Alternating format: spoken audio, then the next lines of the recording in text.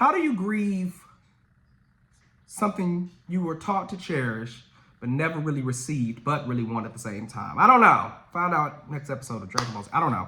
Long story short, this is about me grieving the brotherhood, or what do you call, because it's not a brotherhood, but it's men in your family, but you're not close to them. Menhoodship.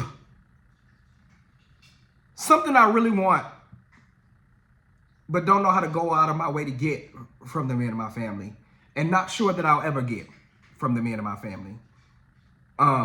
It kind of feels like it's a thing that's too late. I'll go into detail. I've always been raised to be family oriented, by my mom in particular.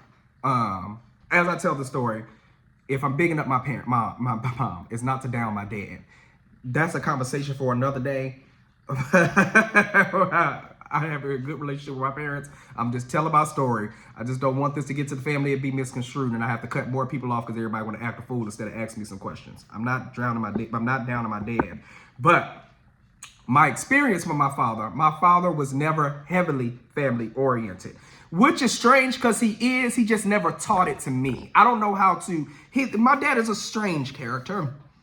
He's very, let me take that back. He's very family oriented. He just never taught it to me. My mom's also very family oriented, but she's taught it to me directly. I feel like everything I've learned from being family and being close to family and trusting family, so on and so forth, what I learned from my mom.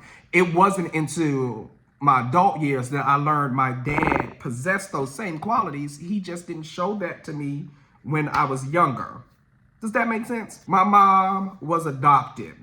I didn't learn this until a little bit later in my life. And it wasn't until I was an adult that it made sense why she moved the way she moved. My mama was adopted, and she puts family in high regard. Whatever your family needs, there's no not talking to your family. There's no cutting people off. All of that stuff. She was heavy in it. What I've learned later is that had a lot to do more so with her abandonment issues, less to do with the actual family, because the majority of the family is trash. How the family treated her in particular, trash. How they treat each other in particular, trash. Being openly gay in that family, in this family, in my family, I don't know, to some extent, looking back on it in retrospect, feels like I saw myself up to be outside. I was already an outsider to some extent. Never really got, not like I didn't like the men in my family, I just never got along with the men like that in my family. So I already felt ostracized, and like, that's that little boy over there, like, ooh, he a little weird. So I've always been at a distance when it came to my family. So there was always a slight heartbreak when it comes to the men, because we're talking about the men in my family.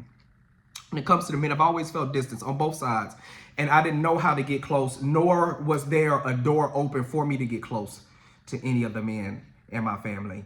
I don't know. It's weird. There's only one other cousin that I got that I feel close to, just life never brings us close to each other. He's the only other homosexual in my family. That's the story for another day. Still love him. He knows who he is. I'm not gonna put his name out there. I don't know if he wants people to know. I'm talking about the men in my family because I want to explain to you why I had to grieve the loss and what could possibly be the final nail, if you will, in the car. Like it just, my relationship with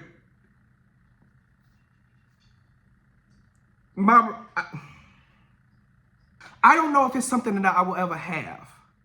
There's this kinship that I want with the men in my family that I don't think I'll ever have. And it's from a plethora of things, a lot of things, but it just kind of feels like it's too late. Not that I'm old. I'm about to be 35. I'll be 35 by the time y'all see this, or about to be 35. I don't know when I'm going to upload this, but it's something that feels like it's too late, especially after this last situation. I won't give you the entirety of the year. This was a rough year for my mama's side of the family. Grandma was diagnosed with dementia. Granddad had a stroke in 1 month. Grandma was diagnosed with dementia. The next month, my granddad had a stroke. The next month after that, my little cousin took himself to the next plane. He took himself out of here. That was a rough couple of months. A death I don't know if I still, I don't know if I know how to deal with still to this moment that we're in. I don't know if I'm dealing with it. I don't know how okay I am, because he was like a little brother to me. Like, we grew up, close. I had to cut him off 2 years ago because he talked to my mom in a way that was unacceptable, and nobody felt they needed to hold him responsible. So I did. I said, until you apologize to my mother, until you make it right with her, we ain't no talking. So we didn't talk for 2 years. We didn't talk for a year. The last thing he said to me before he passed, the last thing he said to me before he passed, he tapped me on the shoulder at my grandma's birthday party last year, and he said, I know we ain't talking right now because it's, what you told me to do, essentially, but I want you to know I'm proud of you for getting on the show, And before I could turn around and say anything, he had dipped out. And I wanted to make it a point to say something to him that night, but he left. It was so much going on, it just didn't feel like the right time, and I didn't see him the rest of the weekend. We didn't talk for another year. I think he tried to, I do think he tried to call me maybe like a couple of weeks to a month before the thing happened. And he was playing on my phone like he always does. This is why I think it was him, because it's something that he always does. He was playing on he kept calling from the Missouri number, a Missouri number. And I was like, I texted and said, who is this? Because I don't answer phones, the numbers for people I don't know. And I kept saying, who is this? And he kept texting back, pick up the phone and see who it is. And that's the thing that he does. That's what makes me think it's him. To this day, I don't know. It could be anybody else. But I really feel like it was him. And he kept playing back and forth. And I said, is this is this you? And he kept saying, pick up the phone and see who it is. And I said, I'm not picking up the phone. Mind you, I'm still mad at him to some extent. But like, I was just waiting for, just tell me it's you. Stop playing. And he just didn't. And I didn't answer the phone. And to this day, I regret not answering the phone. To this day, I regret not answering that phone. I wish I would have just picked up the phone. I really do. There's, man. Ooh, I wish I would have picked up that phone. Anyway. After he passed, I struggled with it. I reached out to his little brother, but his little brother don't really talk to, at least our side of the family like that. I mean, it ain't like I don't talk to him often either, but I tried to I tried to bridge a gap. It didn't seem accepted, so I moved on. Struggled with that, and then my cousin, who's about his same age on my dad's side, called me out of nowhere. Now, quick backstory on him. That cousin, we've already had a situation where we lived together and fell out before. We lived together and we fell the fuck out because that nigga is hard-headed and he don't like to listen. But I've always blamed it on his upbringing because unfortunately my uncle and my cousin's mom are abusive. No shade. He didn't seem loved in that house. I lived with them for about 3 to 4 months. It was very apparent who the liked children were and who the disliked children were. And I just feel like he grew up in a house, and he just grew up not knowing what love from a family feels like. And we argued, baby. We tussled, not fought, but we tussled because me and him clash in a way that I don't understand. But we tussled. So I put him out the first time because I just thought he was ungrateful. But fast forward, now this is also 2 years later, ironically. With my cousin dying and him calling at that time, because we ain't talked in 2 years, but him calling at that time, I didn't believe in coincidences like that. So I just, I picked up the phone. He said he was homeless again and he needed help. I wanted to help. So I went and got him and I picked him up. I even told him, like, we're going to have rules. We're going to have boundaries. We're going to have stuff that you have to follow. And you ain't no changing that when you come into this new space. And he agreed. I said, take a look around where you at, because it's the last time I want you to see it. I brought him back. And for a while, everything was good. I took him to my shows. I was paying him $20 a show. I ain't got much to give, but I was paying him $20 a show. And I was excited. Looking back on it now, I think the excitement was what I explained at the top of the video. Like, I'm not connected with many, if any, of the men in my family in a real significant way. Me and my dad are working on our relationship, and that's becoming more solid, but I don't have any favorite uncle. I don't got an uncle I can call that's going to be there for me at the drop of the hat, or a cousin I can call, or anybody that visits me. And I guess to some extent that put, I guess I'm part of that, because I put distance between everybody too. I'm not saying I'm a victim of anything, just like as I get older, I really realize I want a relationship with not just the people in my family, but the men in particular. I don't know what that is. I don't know if that's a thing. I don't, therapy ain't got me that far yet. But it feels like there's a piece that was really, it feels like a piece that's really missing that I don't know how to get a hold of. It almost feels taken from me in some aspects. Because when I was younger, none of the men in my family made themselves available. I don't have a lot of older cousins that took a lot of time out for me, or uncles that took a lot of time out for me.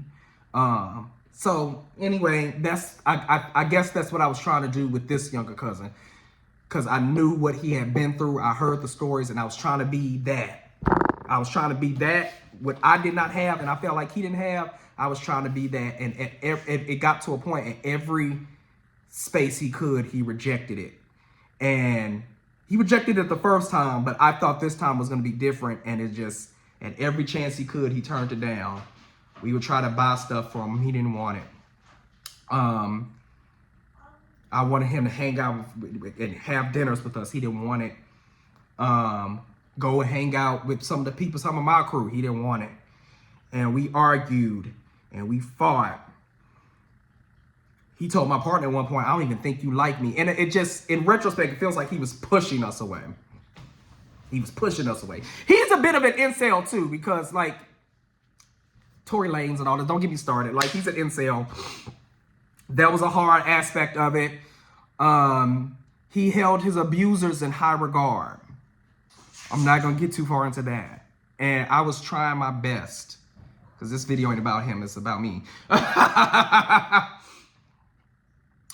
It got to the point where I said, we have to do something different or you gotta go.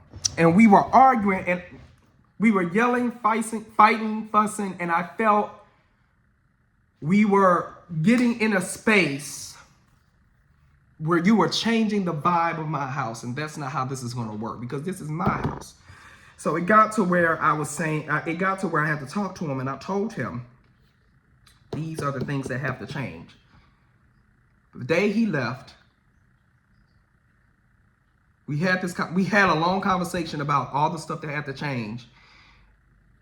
And he left. The next morning, he left for a couple hours, came back, went to sleep, woke up early the next morning, and left for a few hours. Like, he left at 8 in the morning, then come back to 4 or 5. Came back crying. Something in my spirit wasn't right. I didn't take him to this side, because my building is separated in quarters and locked with keys. So from quarter to quarter, you have to go, keep. Anyway, something just didn't feel right. So I took him to a different quarter of the building, and I said, I asked him, what do you want? And we were going back and forth. He was gaslighting a little bit. One of these days I'll share the full story, but we were going back and forth, and he finally just said it out. He said it honest. He made it plain. Look, the stuff that you offering me, I don't want it. I don't want family. I just want the shower and a roof, and I want y'all to pretty much leave me alone. He want to sit in a corner, and he want to be left alone. And I respected finally getting some honesty. But I was like, this is not how my house operates. You're not going to be able to come into my house, sit and have my kids not talk to you, my cats not talk to you, me and Lucille not talk to you. You're not just going to isolate yourself in my house, and for free, because he wasn't paying any bills.